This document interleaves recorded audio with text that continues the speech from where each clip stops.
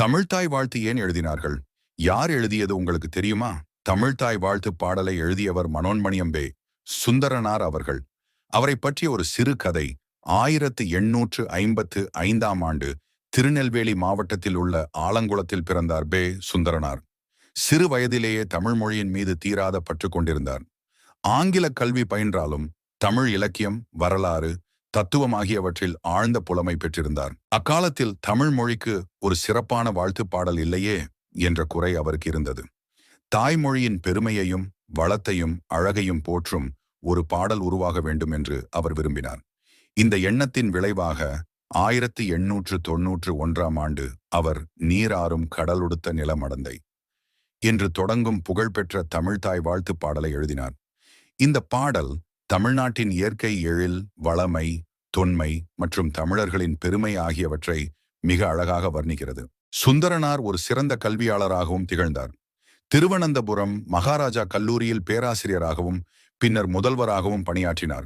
அவர் எழுதிய மனோன்மணியம் என்ற நாடக நூல் மிகவும் புகழ்பெற்றது. இந்த நாடக நூலில்தான் தமிழ்த்தாய் வாழ்த்துப் பாடல் இடம்பெற்றுள்ளது.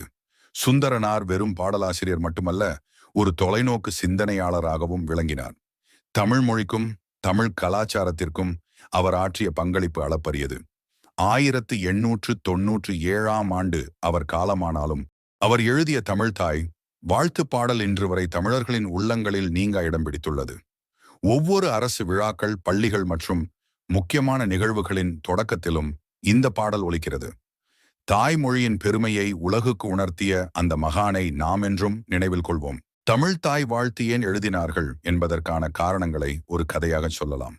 சுமார் 19ஆம் நூற்றாண்டின் இறுதி பகுதியில் தமிழ் அறிஞர்களும் கவிஞர்களும் தமிழ் மொழியின் பெருமையையும் தொன்மையையும் உணரத் தொடங்கினர்.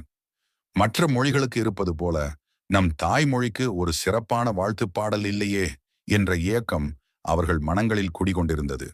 குறிப்பாக அன்றைய காலகட்டத்தில் தேசிய உணர்வு மேலோங்கி வந்த நேரம். ஒவ்வொருவரும் தங்கள் தாய்நாட்டின் மீதும் தாய்மொழியின் மீதும் மிகுந்த பற்று கொண்டிருந்தனர். இந்த சமயத்தில் தமிழ் மொழியின் சிறப்பை எடுத்துரைக்கும், தமிழர்களின் பெருமையை பறைசாற்றும் ஒரு பாடல் அவசியமாக இருந்தது. மனோன்மணியம் பே. சுந்தரனார் தமிழ் மொழியின் மீது அளவற்ற அன்பு கொண்டவர். அவர் ஒரு சிறந்த கவிஞராகவும் கல்வியாளராகவும் திகழ்ந்தார். தமிழ் மொழியின் தொன்மையும் இலக்கிய செழுமையும் அவரை மிகவும் கவர்ந்திருந்தன. ஆனால் இந்த பெருமைகளை எல்லாம் ஒருங்கே சொல்லும் ஒரு பாடல் இல்லையே என்ற வருத்தம் அவருக்குள் இருந்தது. ஒரு நாள் அவர் திருவனந்தபுரத்தில் உள்ள தனது இல்லத்தில் அமர்ந்திருந்தார். தென்றல் வீசியது, இயற்கையின் அழகு அவரை சூழ்ந்திருந்தது. அப்போது தமிழ்நாட்டின் வளமான நிலம், கடலால் சூழப்பட்ட அழகு, பழம்பெரும் வரலாறு மற்றும் தமிழர்களின் வீர உணர்வு ஆகியவை அவரது மனதில் ஒரு கவிதையாக உருவெடுத்தன. அந்த கவிதைதான் நீராறும் கடலொடுத்த நிலமடந்தை என்று தொடங்கும் தமிழ்த்தாய் வாழ்த்துப் பாடல். இந்த பாடல் வெறும் வாழ்த்துப் பாடல் மட்டுமல்ல, இது தமிழ்நாட்டின் புகழையும் தமிழர்களின் சிறப்பையும் உலகிற்கு எடுத்துரைக்கும் ஒரு கீதம். ஆக தமிழ் மொழியின் பெருமையை நிலைநாட்டவும், தமிழர்களின் உணர்வுகளை ஒருமுகப்படுத்தவும், தாய்நாட்டின் மீதுள்ள பற்றை வெளிப்படுத்தவும் தான் மனோன்மணியம் பே. சுந்தரனார் அவர்கள் தமிழ்த்தாய் வாழ்த்துப் பாடலை எழுதினார்கள்.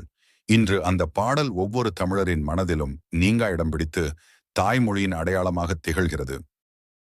இது தமிழ்நாட்டின் புகழையும் தமிழர்களின் சிறப்பையும் உலகிற்கு எடுத்துரைக்கும் ஒரு கீதம். ஆக தமிழ் மொழியின் பெருமையை நிலைநாட்டவும், தமிழர்களின் உணர்வுகளை ஒருமுகப்படுத்தவும், தாய்நாட்டின் மீதுள்ள பற்றை வெளிப்படுத்தவும் தான் மனோன்மணியம் பே. சுந்தரனார் அவர்கள் தமிழ்த்தாய் வாழ்த்துப் பாடலை எழுதினார்கள். இன்று அந்த பாடல் ஒவ்வொரு தமிழரின் மனதிலும் நீங்கா இடம் பிடித்து தாய்மொழியின் அடையாளமாக திகழ்கிறது. தமிழ்த்தாய் வாழ்த்து முழு பாடலையும் பாடியவர் அவர்தான். தமிழ்த்தாய் வாழ்த்து நடைமுறைக்கு எப்படி வந்தது தெரியுமா? தமிழக அரசால் ஏற்றுக்கொள்ளப்பட்ட தமிழ்த்தாய் வாழ்த்துப் பாடலை எழுதியவர் மனோன்மணியம் பே. சுந்தரனார் என்பவர் ஆவார். இவர் 1891 எழுதி வெளியிட்ட புகழ்பெற்ற நாடக நூலான மனோன்மணியம் நூலில் உள்ள பாயிரத்தில் தமிழ் தெய்வ வணக்கம் எனும் தலைப்பிலுள்ள ஒரு பகுதி இப்பாடலாகும்.